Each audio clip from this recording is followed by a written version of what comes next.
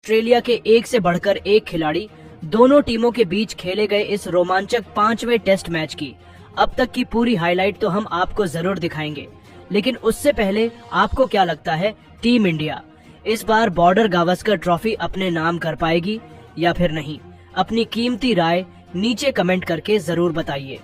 दोस्तों, border Gavaskar trophy जो कि ऑस्ट्रेलिया की तरफ 2-1 से झुकी हुई है, उसका अंतिम मैच में सिडनी के मैदान पर एक कांटे का घमासान हो रहा है, जिसमें टीम इंडिया को पहले बैटिंग करने का मौका मिला और पहले दिन का खेल खत्म होने तक भारत ने 86 ओवर में 6 विकेट गंवाकर 440 रन बनाए हैं, जिसमें सबसे बड़ा योगदान खुद यशस्वी जायसवाल ने दिया। 156 रनों की बेमिसाल पारी खेली तो वहीं उनका साथ बखूबी केएल राहुल ने भी निभाया। भले ही वह शतक न लगा सके हो, लेकिन उन्होंने 79 रनों की लाजवाब पारी खेली। विराट भी पहले दिन का खेल खत्म होने तक 98 रन बनाकर नाबाद रहे। ऐसे में जब दूसरे दिन का खेल शुरू हुआ तो पहले ओवर में ही विराट कोहली ने एक खूबसूरत कवर ड्राइव से चौका बटोरकर अपनी शानदार सेंचुरी पूरी करी। अपने बल्ले का इस्तकबाल किया, लेकिन तभी 102 रन बनाकर वह स्टार्क को अपना विकेट ले बैठे तो इस गेंदबाज ने केएल राहुल को भी आउट कर अचानक से टीम इंडिया को बैकफुट में धकेल दिया था, जहां राहुल 81 रन बनाकर पेवेलियन लौट गए। ऐसे में अब मैदान पर मोर्चा संभालने सर रविंद्र जडेजा के साथ जसप्रीत बुमराह आए। इन दोनों बल्लेबाजों ने भी रनों की रफ्तार बिल्कुल कम नहीं होने दी। एक के बाद एक इन दोनों खिलाड़ियों ने शानदार चौके लगाए। जडेजा आक्रामक अंदाज में नजर आ रहे थे। जडेजा का बल्ला रुकने का नाम नहीं ले रहा था। हर गेंदबाजों की बेरहमी से कुटाई कर रहे थे।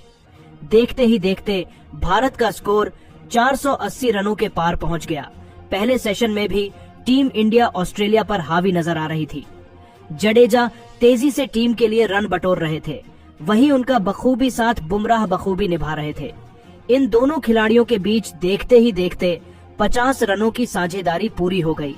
दोनों खिलाड़ियों के बीच एक अच्छी साझेदारी पनपती हुई नजर आने लगी। ऑस्ट्रेलिया के कप्तान और गेंदबाज पूरी तरह से हैरान और परेशान हो गए। उन्हें लगातार विकेट की तलाश थी, लेकिन यह दोनों बल्लेबाज मैदान पर सेट हो चुके थे। दूसरा दिन भी भारत के नाम होता हुआ नजर आ रहा था।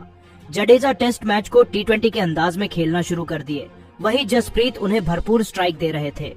देखते ही देखते रविंद्र जडेजा अपने अर्धशतक की तरफ बढ़ गए और गेंदबाजी करने आए नेथन लियोन की गेंद पर बेहतरीन चौका जड़कर जडेजा ने अपनी 50 भी पूरी कर ली और धीरे धीरे भारत का स्कोर 530 रनों तक पहुंच गया। टीम इंडिया मैच में पूरी तरह से हावी हो गई। बुमराह और जडेजा भारतीय टीम के लिए तेजी से रन बटोर रहे थे और वह लम्हा आते देर नहीं लगी जब टीम इंडिया 550 रनों का आंकड़ा आसानी से पार कर गई तो इसी दरमियान गेंदबाजी करने आए पैट कमिंस की जडेजा ने ऐसी खराब हालत करी कि उनकी लगातार 2 गेंदों पर 2 तूफानी छक्के ठोककर स्टेडियम में हाहाकार मचा दिया। देखते हो देखते दोनों खिलाड़ियों के बीच 100 रनों की साझेदारी पूरी हो गई। जडेजा वही अपने शतक के बेहद करीब आ गए। तूफानी अंदाज में बल्लेबाजी करते हुए रविंद्र जडेजा ने केवल 130 गेंद का सामना करते हुए शतक ठोक दिया। जडेजा अपने प्रचंड रूप में आ चुके थे, टीम के लिए तेजी से रन बटोर रहे थे, लेकिन तभी लंच ब्रेक से पहले जडेजा ने एक बड़ी गलती कर दी। लायन की गेंद पर सिंगल लेने के चक्कर में अपना विकेट बाउंड्री पर कैच दे बैठे और भारतीय टीम को 593 रनों के स्कोर पर बड़ा झटका लग गया।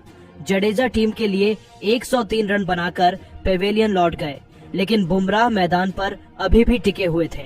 उनका साथ देने के लिए अब मोहम्मद सिराज आए, लेकिन सिराज अगली ही गेंद पर क्लीन बोल्ड होकर पवेलियन लौट गए। भारतीय टीम को बैक टू बैक 2 बड़े झटके लग गए। भारतीय टीम थोड़ा सा बैकफुट में नजर आने लगी। इस विकेट के बाद लंच कर दिया गया। लंच के बाद एक बार फिर बुमराह के साथ आकाशदीप बल्लेबाजी करने के लिए आए। इन दोनों खिलाड़ियों ने मिलकर टीम के स्कोर को धीरे धीरे आगे बढ़ाया। भारत का स्कोर 600 रनों के पार पहुंच गया। बुमराह ने बेहतरीन हाफ सेंचुरी भी पूरी कर ली, लेकिन तभी आकाशदीप ने बड़ी गलती की। स्टार्क की गेंद को समझ नहीं पाए और गेंद सीधा पैड पर जा लगी और वह LBW होकर पवेलियन लौट गए। भारतीय टीम 614 रनों के स्कोर पर ऑल आउट हो गई और ऑस्ट्रेलिया के सामने पहाड़ जैसा स्कोर खड़ा कर दिया। ऑस्ट्रेलिया की टीम को यह स्कोर हासिल करना बिल्कुल भी आसान नहीं था उनकी तरफ से ओपनिंग की शुरुआत करने मैदान पर कांस्टोस के साथ उस्मान ख्वाजा आए। दोनों खिलाड़ी आक्रामक अंदाज में नजर आ रहे थे। अपनी टीम का खाता कांस्टोस ने बुमराह की चौथी गेंद पर शानदार चौका लगाकर खोला और टीम के स्कोर को आगे बढ़ाया। वहीं ख्वाजा ने भी सिंगल लेकर अपना खाता खोला। दोनों बल्लेबाज टीम के स्कोर को धीरे धीरे आगे बढ़ा रहे थे। भारतीय गेंदबाजों का डटकर सामना कर रहे थे।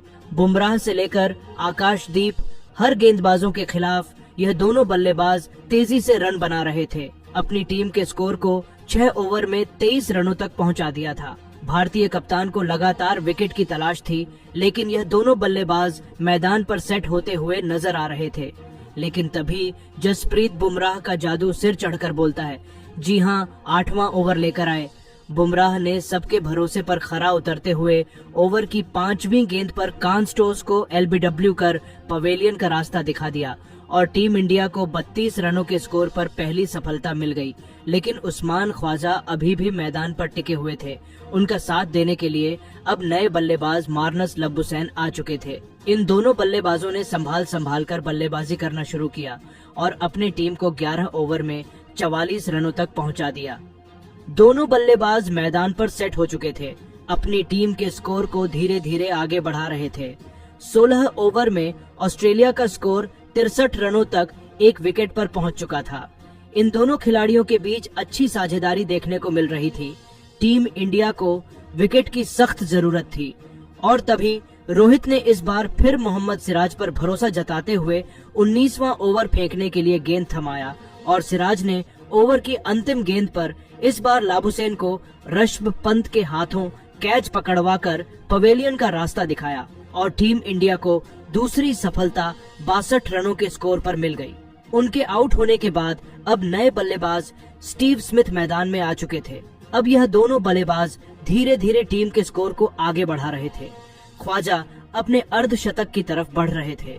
टी ब्रेक तक 24 ओवर में ऑस्ट्रेलिया की टीम ने 92 रन 2 विकेट पर बना लिए, लेकिन ब्रेक के बाद मैदान पर उतरते ही ख्वाजा ने अपना 50 रन पूरा किया। ऑस्ट्रेलिया का स्कोर 100 रनों के पार पहुंच गया। ख्वाजा टीम के लिए तेजी से रन बटोर रहे थे। इनका बल्ला रुकने का नाम नहीं ले रहा था। वही स्मिथ भी टीम इंडिया की नाक में दम कर चुके थे। लेकिन तभी भारत की तरफ से 12वां ओवर लेकर आए एक बार फिर बुमराह, और इस बार उन्होंने ओवर की दूसरी गेंद पर सबसे बड़ी मछली उस्मान ख्वाजा को पवेलियन का रास्ता दिखाकर टीम इंडिया को तीसरी सफलता 128 रनों के स्कोर पर दिला दी। स्मिथ मैदान पर टिके हुए थे। उनका साथ देने के लिए अब मिचेल मार्श आ चुके थे। इन दोनों बल्लेबाजों ने भी मिलकर अपनी टीम की पारी को संभाला। विकेट खोने का बिल्कुल भी नाम नहीं ले रहे थे। धीरे धीरे स्कोर को आगे बढ़ा रहे थे। 40 ओवर में ऑस्ट्रेलिया का स्कोर 159 रनों तक पहुंच गया था। यह दोनों बल्लेबाज भी एक अच्छी साझेदारी की तरफ बढ़ रहे थे। भारतीय गेंदबाजों को विकेट लेना बहुत मुश्किल हो रहा था। मैदान पर गेंदबाज संघर्ष करते हुए नजर आ रहे थे। देखते ही देखते स्मिथ ने अपना अर्धशतक ठोक दिया। दोनों खिलाड़ियों के बीच 50 रनों की साझेदारी भी हो गई। लेकिन तभी कप्तान रोहित ने एक बार फिर मैच में ट्विस्ट ला दिया। बॉलिंग स्पेल में बदलाव कर 46वां ओवर फेंकने के लिए जडेजा को गेंद थमाई और जडेजा ने ओवर की दूसरी ही गेंद पर स्मिथ को पवेलियन का रास्ता दिखाकर टीम इंडिया को 197 रनों के स्कोर पर चौथी सफलता दिला दी। स्मिथ अपनी टीम के लिए 65 रन बनाकर पवेलियन लौट गए। अब मिचेल मार्श अभी भी मैदान पर टिके हुए थे। उनका साथ देने के लिए अब एलेक्स कैरी आ चुके थे।